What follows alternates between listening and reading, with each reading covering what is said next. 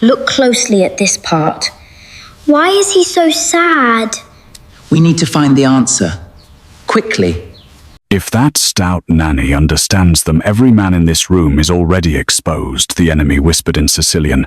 A Mafia boss laughed when the agency sent him a stout nanny for his orphan niece, certain she would quit before midnight. Lena Hart arrived with warm hands, soft curves, and a quiet smile that made armed men underestimate her immediately. Inside the Moretti mansion, 4 rival crews were planning a kidnapping under the cover of a child's birthday dinner. They did not know the nanny understood. Sicilian street code, Neapolitan prison slang, Russian bratva-cant, and Albanian dock dialect. By sunrise, the man who mocked her would realize his empire had been saved by the woman he dismissed. The first gun was not drawn in the marble foyer, but beneath the dining table, where a child's silver spoon trembled beside a folded napkin. Lena Hart saw the tremor before anyone else, because 7-year-old Sofia Moretti had stopped humming. Children always announced danger before adults admitted it. Across the candlelit hall, men in black suits laughed too loudly while rain tapped the windows of the Hudson estate.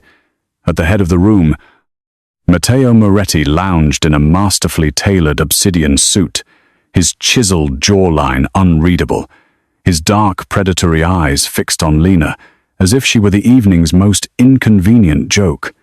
He had laughed when she arrived. Now 4 dialects moved through the room like hidden knives. Lena Hart had been called many things before that night. Too soft, too round, too motherly, too large for elegant rooms, and too calm for dangerous ones. She was 31, beautifully stout, with lush, generous curves, warm brown skin, and the kind of steady hands that could braid a frightened child's hair, while chaos burned behind closed doors. The elite nanny agency described her as experienced, discreet, and excellent with traumatized children. That was true, but painfully incomplete. Before childcare, Lena had worked as an interpreter for a federal witness program, listening to gang leaders confess, threaten, flirt, lie, and bargain in languages they thought no outsider could understand. She left after one convoy exploded outside Newark. She promised herself she would never translate death again. The Moretti estate rose above the river like a fortress pretending to be a family home. Glass walls reflected storm clouds. Black marble floors carried the footsteps of soldiers, lawyers, cooks, and men who lowered their voices whenever Matteo entered. His sister had died 6 months earlier, leaving Sofia behind with nightmares, inherited enemies, and a trust fund large enough to start a war. 15 nannies had quit in half a year. One found a snake in her bed. One received a photograph of her mother's house. 3 left after Sofia screamed for hours in a dialect no one in the mansion admitted knowing. The agency finally sent Lena, whose file politely mentioned childhood behavioral trauma, but omitted every language that had once made her valuable to prosecutors. Matteo saw only the fullness she carried when she stepped through the foyer with 1 suitcase and a navy wool coat damp from rain. His consigliere Enzo Vale read her file aloud, while guards watched with open disbelief.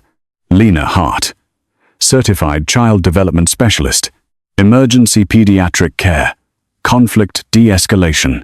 Matteo leaned against the staircase, broad shoulders straining beneath bespoke fabric, and let his gaze move over her soft, round figure with cold amusement. "They sent me a bakery aunt in sensible shoes," he murmured. The nearest guard coughed into his fist. Lena felt the insult, of course. Insults had weight, and this one landed directly where old Bruises lived. She lifted her chin anyway. "Good evening, Mr. Moretti. Where is the child?"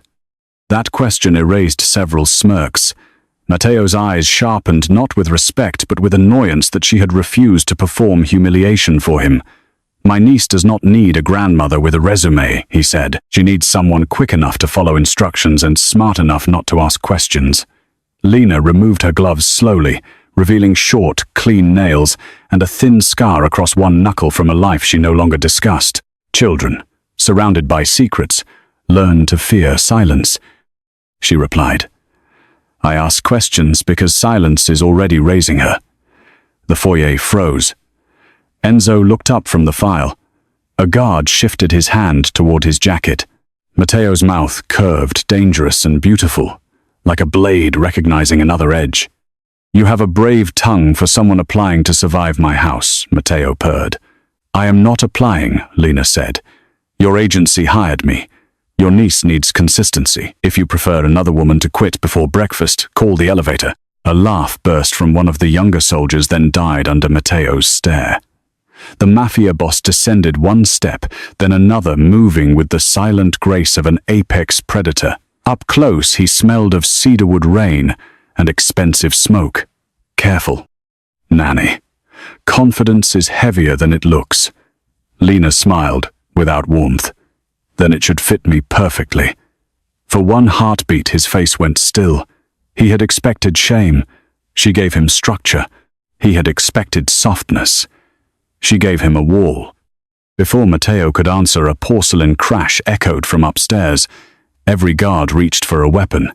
Lena moved first, not running wildly, but climbing the curved staircase with a speed that made the men blink. In the nursery corridor, Sofia Moretti stood barefoot among shattered teacups. Her black curls tangled, her little fists pressed to her ears. She was screaming one phrase over and over in a garbled mix of Italian and something sharper, older, borrowed from overheard men. "They will put me in the red boat. They will put me in the red boat." Matteo appeared behind Lena, fury cracking his calm. "She has said that for weeks," he snapped. "No doctor knows what it means." Lena knelt carefully outside the broken china. She did not touch Sofia. She did not crowd her. She lowered her voice into a soft Sicilian lullaby old enough to make Enzo inhale sharply behind her. Sofia stopped screaming mid-breath. Her wet eyes lifted. "You understand," the child whispered. Lena's chest tightened. "Enough to know you are not bad for being afraid." Sofia stared at her as if someone had opened a locked room inside her small life. Matteo stared harder. "Where did you learn that song?" he demanded. Lena kept her eyes on the child. "From women who missed home." It was not a lie. It was not the truth either. Sofia stepped over the broken teacups and crawled into Lena's arms, shaking. The hallway fell silent enough to hear rain strike the glass roof. That should have earned Lena a welcome. Instead, it earned suspicion. Matteo allowed her to stay because Sofia would not release her sleeve, but the insult in his eyes did not vanish. It changed shape. At midnight, while the child slept against a lavender pillow, Lena unpacked in a small room beside the nursery and found a listening device beneath the radiator in less than 2 minutes.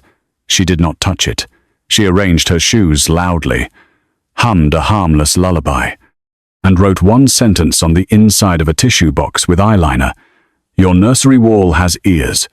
Then she placed the box where the hallway camera could see it. 10 minutes later, Enzo knocked once and entered without apology.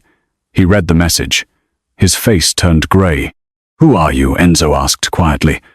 Lena folded Sofia's tiny cardigan with unnecessary care. "The nanny. Nannies do not check radiators before unpacking. Smart ones do." He looked toward the sleeping child, then back at Lena. "Did you plant it?" She laughed softly, not because it was funny, but because men always suspected the woman who noticed the knife before the man holding it. "If I were here to spy, I would have pretended not to find it." Enzo accepted that logic more quickly than kindness. "The boss will want to speak with you. Then the boss can speak after Sofia sleeps 6 uninterrupted hours for the first time in weeks." Enzo's mouth twitched. "You give orders like you own the nursery." Lena tucked the blanket. "Tonight I do." By morning, the mansion had learned that the Stout nanny made Sofia eat oatmeal, fired 2 maids from the nursery rotation, and forced Matteo Moretti to wait outside a child's bedroom like an ordinary uncle. Whispers traveled through the kitchen, the armory, the garage, and the marble halls. Some called her brave. Some called her foolish. Matteo called her inconvenient. He summoned her to his private study at 9. Where walls of old books rose behind a black desk and a fireplace cracked despite the bright winter dawn. Lena entered in a cream sweater, navy skirt, and flat shoes that had already become the subject of cruel jokes below stairs. Matteo sat behind the desk, looking like power carved from shadow. "Tell me about the device," he ordered. "Someone wanted to hear Sofia's nightmares," Lena replied. "That narrows nothing. It narrows plenty. Most enemies want your schedule, your guards, your shipments, or your weaknesses. Whoever planted that wanted the child's words. Matteo's hand stilled on the desk. Explain. Lena met his gaze. Children repeat what frightens them. If Sophia heard a plan, the person who planted the device needed to know how much she remembered. Enzo stood near the fireplace, expression grim. Matteo leaned back, studying Lena with open distrust. You speak like law enforcement. There it was, the first blade of truth. Lena felt her old life press against her ribs. I speak like a woman who listens before deciding adults are right. Matteo's eyes darkened. That is not an answer. No, Lena said. It is the only answer you have earned. The air dropped 10 degrees. Enzo looked almost impressed, which in that house was probably a survival error. Matteo rose slowly. The desk between them felt suddenly useless. In my world, Miss Hart, answers are not earned. They are taken. Lena should have stepped back. She did not. In my world, Mr. Moretti frightened children stop speaking when adults take too much. His jaw tightened. For a moment, the room held only firelight, rain-bright windows, and the dangerous pull between a man used to obedience and a woman who refused to confuse fear with respect. Then Sophia cried out upstairs. Lena turned before either man moved. That, she said, is an answer that matters. The birthday dinner was Enzo's idea, though later Lena would suspect he had been manipulated into it. Sophia had turned 7 during the month after her mother's funeral, and the family postponed celebration until grief became another silence in the house. The guest list was small by Mafia standards: 2 Allied captains, a Russian shipping broker, an Albanian dock mediator, and a Sicilian priest who looked less holy than armed. Matteo wanted Sophia visible, proof that the Moretti bloodline had not weakened. Lena hated every part of it. A child is not a banner, she told him while Sophia napped. Matteo adjusted his cufflinks in the nursery mirror. A hidden child invites rumors. An exposed child invites targets. His eyes met hers in the reflection. You think I do not know that? I think you know danger and still mistake display for protection. His expression hardened. And I think you mistake softness for strategy. Lena stepped closer, lowering her voice so Sophia would not wake. Softness kept her alive when your strategy filled her room with nightmares. The words struck him. She saw it before the mask returned. Matteo looked away first, which felt more intimate than touch. You will attend the dinner, he said. You will sit beside Sophia and keep her calm. That was already my plan. You will also stay out of conversations that do not concern you. Lena glanced at the pearl-handled knives being polished on the side table by a silent servant. In this house, conversations do not announce who they intend to kill. That evening, Lena wore deep teal because Sophia chose it, saying it made her look like the brave mermaid from an old story. The dress was modest, structured, and designed to celebrate, not conceal, the lush curves so many men dismissed. When Lena entered the dining hall with Sophia's hand in hers, conversation thinned. The Sicilian captain smirked at her hips. The Russian broker's eyes moved over her with bored contempt. The Albanian mediator said something under his breath in dock dialect about Moretti hiring cushion women to guard children now. Lena did not react. Her face remained warm. Her hands remained gentle around Sophia's shoulders. Across the table, Matteo heard only the tone, not the meaning. He looked annoyed that foreigners had noticed the same joke he had made first. Dinner began with roasted figs, saffron risotto, black sea bass, and glasses filled with wine dark enough to resemble blood under candlelight. Sophia sat rigid beside Lena, one small hand gripping her napkin. The adults performed politeness with blades tucked underneath. The Sicilian captain praised Matteo's hospitality in standard Italian, then muttered in street Sicilian that the North Gate changed shifts at 10. Lena reached for Sophia's water glass. The Russian broker complimented the fish, then used Brat for Kant to ask whether the child would cry in the van. Lena set the glass down carefully. The Albanian mediator laughed at a joke, then whispered that the red boat waited under Pier 17. Sophia's spoon began to tremble. Lena understood everything. Her blood turned cold without her face changing. Matteo noticed her stillness. Of course he did. Men like him survived by reading rooms, but this room had been written in languages he did not speak. Miss Hart, he said, voice smooth and faintly mocking, is the food not to your taste? Several men smiled. Lena looked at him across the candlelight. The food is excellent. The conversation is poor. The Sicilian captain chuckled, assuming she meant manners. Then he muttered, "Big girl thinks she is a duchess." In a dialect, softened by Palermo alleys, Lena lifted her wine glass without drinking. "A real man does not need another dialect to insult a woman," she answered. "In the same street, Sicilian." The dining room died. Forks froze. Enzo stopped breathing. Matteo's face emptied of every expression except lethal attention. The captain's smile fell apart first. The Russian broker shifted next. The Albanian mediator's hand moved beneath the table. Lena did not look at him. She spoke softly in his own dock dialect, the vowels rough and exact. "If you reach for the pistol taped under your chair, Sophia will see your blood before dessert." The man went white. Matteo's chair scraped back, but Lena raised one hand. "No sudden movement," she said in English, calm enough to terrify everyone. "There are 3 armed men at this table who are not yours, 1 boat at Pier 17, and a plan to take Sophia during the fireworks sound check at 10. Sophia whimpered. Lena pulled the child gently against her side. "I suggest you cancel dessert." For the first time since Lena entered his life, Matteo obeyed her without argument. His hand lifted 2 fingers only, and the walls opened. Guards emerged from panels Lena had pretended not to notice. Enzo had his gun out before the Russian broker finished standing. The Albanian was disarmed under the table by a servant who clearly had never been only a servant. The Sicilian captain cursed in 3 languages, none of them useful. Matteo did not shout. He crossed the room slowly. Every step controlled his dark eyes, fixed on the men who had planned to touch his niece. "Anyone who speaks now," he murmured, "should choose a language Miss Hart does not understand." Nobody spoke. The silence became absolute. Then Sophia whispered, "The red boat was real." That tiny sentence did what guns could not. It cracked Matteo's mask.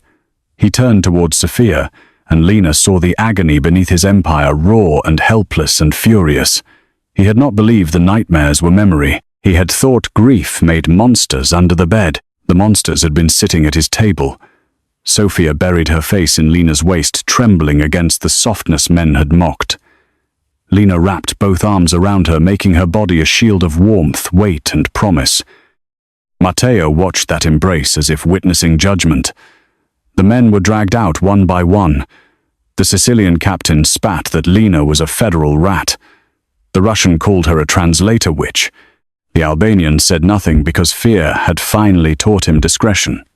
When the doors closed, Matteo stood alone amid ruined dinner, overturned wine, and a child's birthday cake still waiting under a silver cover. "Get Sophia upstairs," he said hoarsely.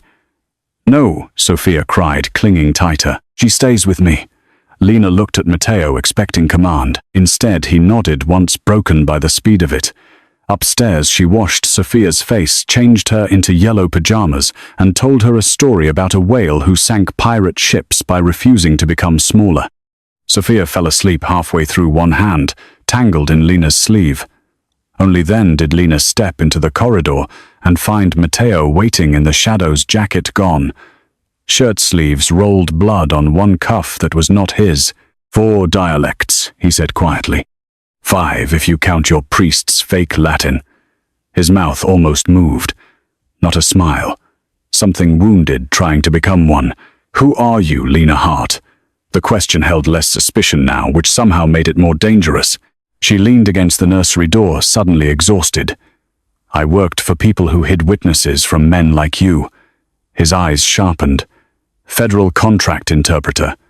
Not an agent. Not police.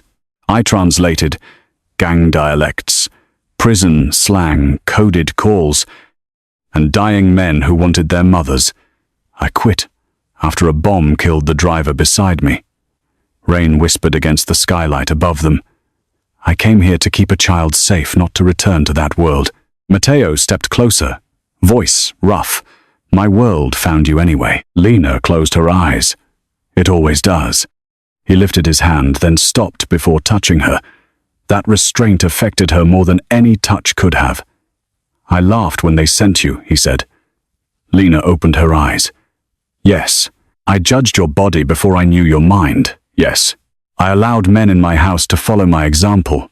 That one hurt because it was true, and because he had finally seen it without being told. Yes, she whispered. Matteo bowed his head, not deeply, but enough that any guard watching would have questioned reality. I was wrong. Cruel. Blind. The apology entered the corridor like something expensive and unfamiliar. Lena wanted to throw it back. She also wanted to hold it. Do not apologize because I became useful, she said. Apologize because I was human before I saved your bloodline. Matteo's face tightened. I am sorry, because you were human before you crossed my threshold. Silence stretched. The house seemed to listen. Somewhere below, men confessed, cursed, or bled. Lena did not ask which. Matteo's gaze moved over her, not the old dismissive glance, but something reverent and shaken. Your body held Sophia steady when my entire empire failed her. Lena swallowed against a sudden sting in her throat. My body has held plenty of frightened children. That does not make it holy. No, he murmured. It makes the men who mocked it fools. The words warmed a place she had taught herself not to expose. Then his phone vibrated. He looked down, and the tenderness vanished beneath war. The red boat left Pier 17 10 minutes ago empty. Empty means they expected a second chance, Lena said. Matteo looked up. She hated that she understood faster than some of his soldiers. Yes, he replied. And now they know their plan failed because of you. By dawn, the Moretti mansion had transformed from palace to siege engine. Guards doubled at every door.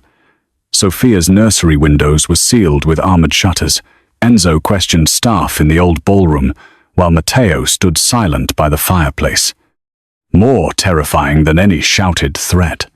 Lena refused to leave Sophia, which meant every interrogation report eventually came to her because the child would panic if Matteo disappeared too long. She learned the plot had layers: Sicilian access Russian transport, Albanian docks, and a missing insider who knew Sophia's nightmare phrase before anyone else. The missing insider was Bianca Rinaldi, Sophia's former speech therapist, a beautiful social climber with a voice like sugared glass, and enough ambition to marry into any family that forgot to check its locks. Lena recognized the name from Sophia's medical notes. Bianca had visited the mansion for 3 months, translating the child's trauma into elegant invoices while secretly recording her words. Matteo's jaw tightened when Enzo mentioned her. You knew her, Lena said. It was not a question. Enzo looked away. Matteo did not. She was engaged to my cousin before he died. Lena heard what he did not say. Bianca had remained close enough to the family to be trusted, distant enough to be underestimated, and bitter enough to sell a child's fear. She taught Sophia that silence was safer than truth, Lena murmured. Then I will teach Bianca consequences, Matteo replied. Bianca struck first. At noon, every major gossip account in New York received a photograph of Lena entering the Moretti estate, paired with a headline implying the Mafia boss had hired a cheap, unstable nanny with ties to federal investigations. By 2 childcare forums had found old articles about the witness convoy bombing. By 3 strangers online called Lena dangerous, obese, and unfit. Sophia saw none of it because Lena turned off every tablet, but the kitchen staff saw. Guards saw. Matteo saw. He found Lena in the pantry calmly labeling snack boxes while her phone buzzed itself toward death on the counter. You should not read that filth, he said. She sealed a bag of crackers. I have been a plus-size woman on the internet before. Cruelty rarely develops new vocabulary. His eyes went black. Give me the phone. No, Lena, you do not get to confiscate my pain because it angers you. The words stopped him. She finally looked at him. I know what they are saying. They are using my body because it is visible, my past because it is searchable, and Sophia because she is valuable. Bianca wants me removed before I can help the child speak clearly. Matteo stepped closer, a dangerous rumble in his voice. I can end the accounts. She will open new ones. She wants you reacting like a criminal so the story becomes true. He stared at her fury trapped behind discipline. Then what do you suggest, Nanny? The old mockery was gone. This time the title sounded like a weapon he had learned to respect. "Invite her back," Lena said. Enzo, who had entered silently, actually swore. Matteo's expression became deadly still. "No. She thinks I am hiding in shame. She thinks Sofia is still too scared to contradict adults. Bring Bianca here, under the excuse of helping with trauma after last night. Let her speak. Let Sofia hear the voice and decide what memory belongs to whom."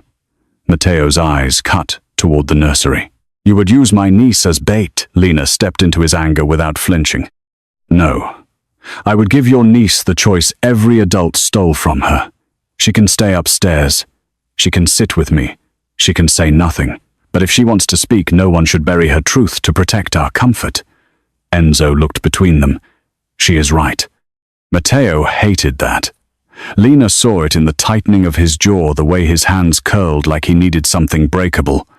But he listened. That mattered more than obedience. Bianca arrived at sunset wearing winter white diamond earrings, and the serene expression of a woman who believed beauty made her untouchable. She glided into the library while cameras recorded from 3 angles and guards pretended to be furniture. Lena sat beside Sofia on a velvet couch, wearing the same navy dress Bianca had mocked online as provincial. Matteo stood by the fireplace in charcoal, silent and lethal. When Bianca saw Lena, her smile sharpened. "I did not realize temporary household staff attended family consultations now," she said. Lena smiled gently. "I did not realize therapists leaked children's nightmares to kidnappers." The room froze. Bianca laughed, airy and false. "That is an ugly accusation from a woman with your background." Lena felt Sofia's fingers clutch her sleeve. She covered the child's hand with her own, then answered beautifully. Bianca's eyes flickered. Tiny. Almost nothing. But Matteo saw it. Enzo saw it. Sofia saw more. "She said the red boat was only a bad dream," the child whispered. Bianca's perfect face softened instantly. "Sweetheart, grief makes confusing pictures. You must not let strangers put ideas into your head." Lena turned slightly toward Sofia. "Listen to her voice, not her words. Is this the voice from the hallway when your mother was crying?" Bianca's smile vanished. Sofia began shaking. Matteo took 1 step forward, but Lena lifted her hand. "Not yet."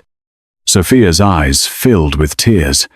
"She told Mama the boat was better than a coffin," the child whispered. Bianca went white beneath her makeup. Matteo's face changed into something no room should ever want directed at it. "My sister was alive when you spoke of coffins," he asked softly. Bianca stood too fast. "This is obscene. You are letting a nanny implant memories." Lena switched languages without warning, using the Albanian dock dialect from the dinner table. "The child sleeps by 10. The Westgate camera loops for 6 minutes. Red boat under Pier 17. Bianca's mouth opened. 1 involuntary syllable escaped in the same dialect. "Enough." Enzo's gun appeared in his hand. Matteo did not move at all. His quiet was worse. Bianca realized she had answered a language she claimed not to know. The fall began there, but Matteo made sure it unfolded in layers. First came reputation. The edited recordings of Bianca manipulating Sofia's memories reached the licensing board, her private clients, and the wealthy mothers who had once adored her expensive calm. By midnight, her professional world was ash. Second came money. Enzo uncovered transfers from Rossetti shell accounts frozen before Bianca could move them. Third came protection. The Sicilian captain, now abandoned by his allies, told Matteo exactly who promised Bianca safety. By morning, nobody answered her calls. Lena watched none of it on television. She sat on Sofia's bedroom floor, building a fortress from pillows, while the child slept inside it, peaceful for the first time. Matteo stood in the doorway watching them with an expression too raw for his face. "You should sleep," Lena said without turning. "So should you. I am paid to stay awake when children are afraid. I am feared for doing the same." She looked back at him then. The whole light cut across his face, revealing fatigue beneath power. "Fear is not the same as trust, Matteo." His name slipped out naturally this time. His eyes warmed at the sound, though his voice stayed low. "No, it is not." He entered the room slowly and sat on the floor opposite her. as if marble mansions and underworld empires had led him to a pillow fort guarded by a stout nanny in wrinkled navy. "She called for you in her sleep," he said. "She called for her mother first, and then you." Lena softened. "That is not betrayal. That is survival finding another door." The words struck him harder than she intended. "My sister begged me to keep Sophia out of family business," he confessed. "I promised. Then I displayed her at dinner like proof of strength." Lena watched him carefully. "You made a terrible choice because grief taught you the wrong lesson." "What lesson?" "That showing no weakness keeps loved ones safe." He closed his eyes. For the first time, he looked less like a king and more like an uncle who had failed a child and did not know how to forgive himself. Lena wanted to reach for him. She did not. Some tenderness had to be chosen slowly. "Bianca used your fear," she said. "That does not make the fear foolish. It makes her cruel." When he opened his eyes, something between them had shifted past suspicion into dangerous honesty. 2 nights later, Matteo sent Lena a box wrapped in deep crimson silk. She opened it in the nursery while Sophia watched with delighted suspicion. Inside lay a ruby wool coat with a velvet collar, elegant, warm, and unmistakably expensive. It was cut for her body with such precision that Lena knew someone had measured her by sight and worship rather than apology. The note read, "A queen should never wear colors meant to disappear. Dinner at 8, only if she chooses." Sophia squealed. Lena stared at the last 4 words. "Only if she chooses." Matteo Moretti, who gave orders like weather systems, had written a choice onto paper. "You should go," Sophia declared. "Uncle Matteo smiles like a sad wolf when you are near." Lena laughed, despite herself. "That is not a compliment. It is for him." At 8, Lena wore the ruby coat over a black dress of her own choosing, because accepting a gift did not mean surrendering her will. Matteo waited in the West Conservatory, where winter roses climbed glass walls and the river glittered beyond the storm. He wore midnight blue, his hair combed back his broad shoulders tense, as if dinner were more dangerous than war. When Lena entered, conversation among the few gathered guards died instantly. Men who had laughed at her first arrival now lowered their eyes with unmistakable respect. Matteo saw only her.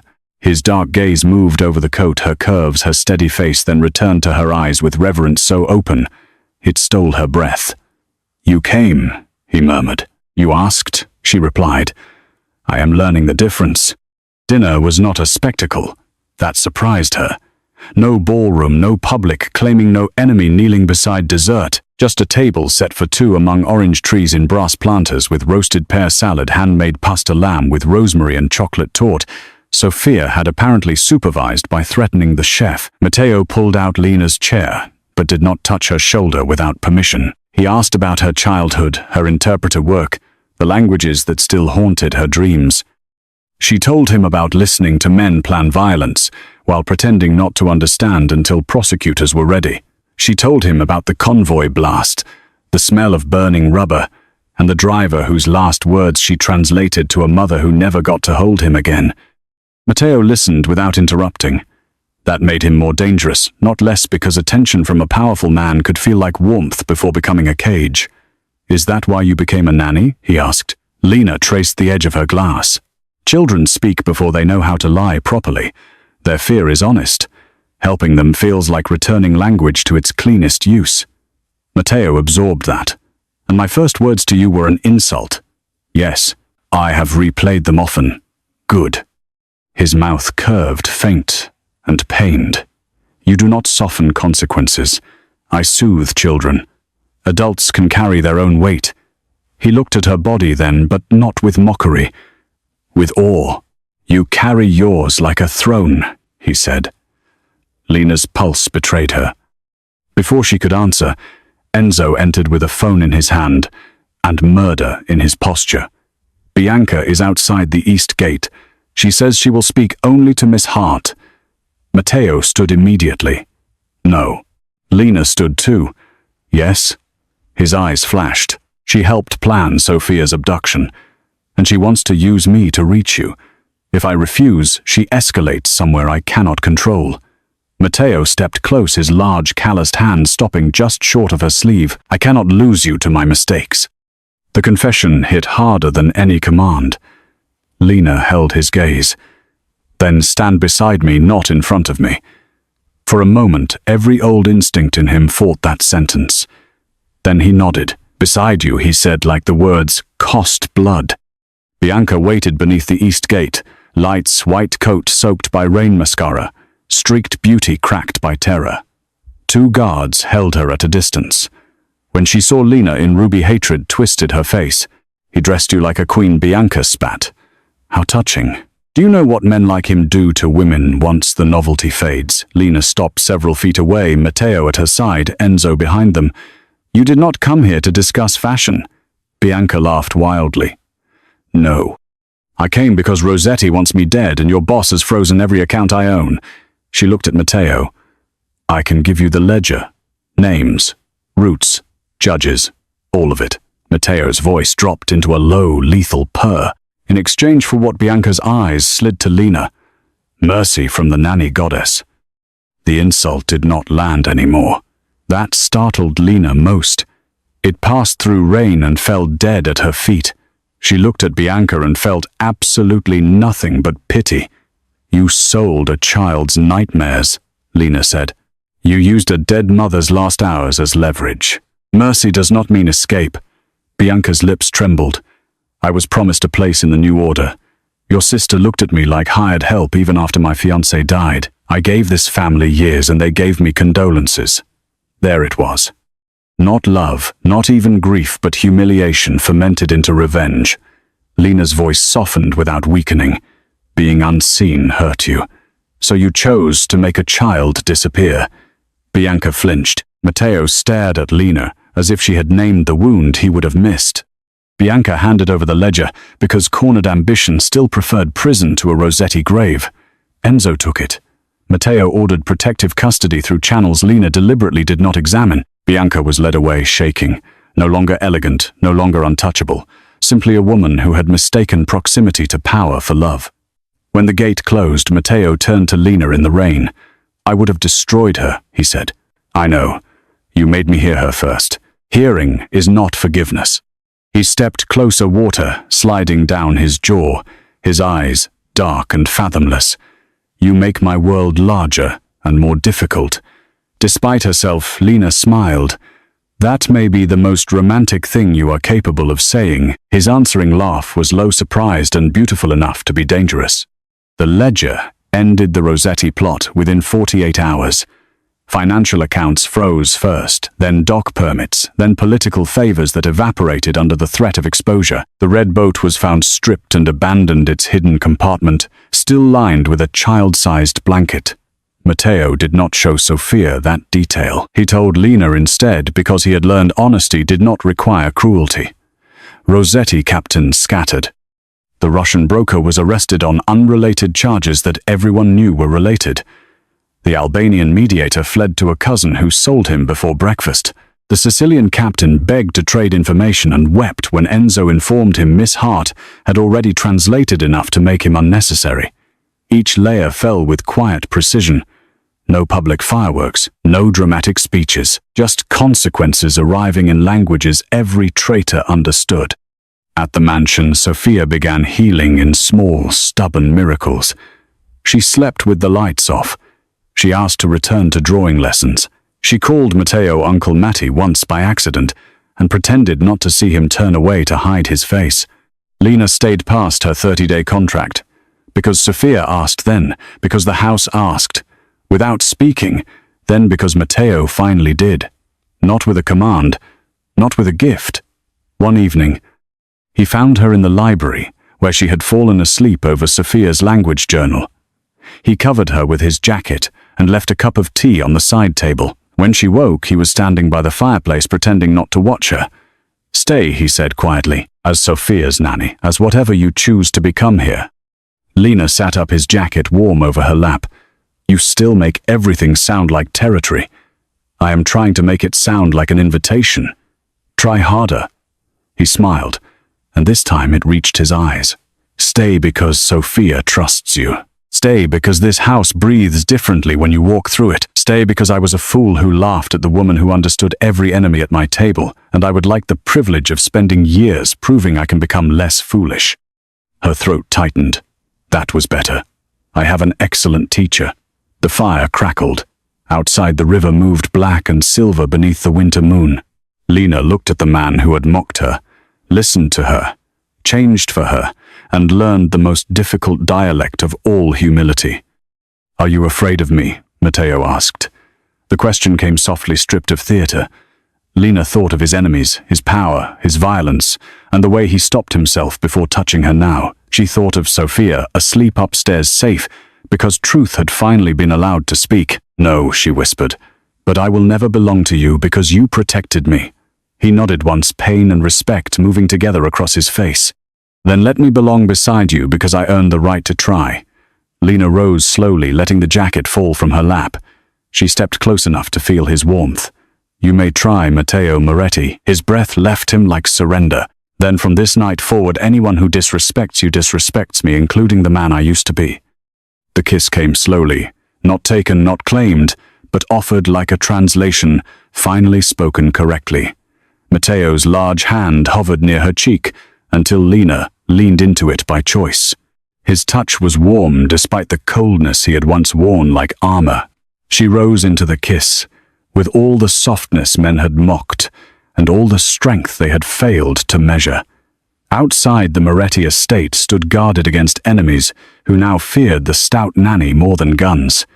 Inside, a child slept without nightmares, a king learned reverence, and a woman who spoke 4 gang dialects, taught a violent house, a 5th language tenderness.